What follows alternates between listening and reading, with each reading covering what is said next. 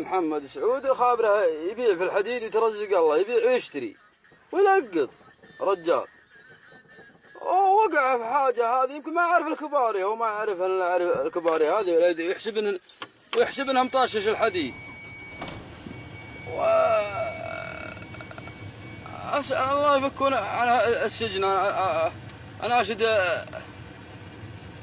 سلمان وولده أنه يفكونه في الشهر الشريف، فكوه وهو ما هو من حقه، هو يبيع ويشتري. ترى يمكن لقاه وقالوا بس ما أتني لا هو ما هو حقه أشياء هذه، ولا هو حقه، هو يبيع ويشتري في الحديد، لكن شاف الحديد يترزق الله على باب الله.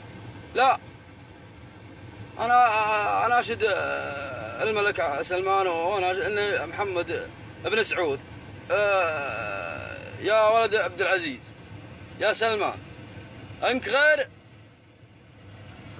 فك من السجن اللي فيه، وعنده رائعات وعنده، وهو ما هو حق والله. يمكن شاف الحديد ولا يدري عنهن ولا يعرف الكباري، قال هذا حديد ما تشوفه، أخذها الرجال وحطته.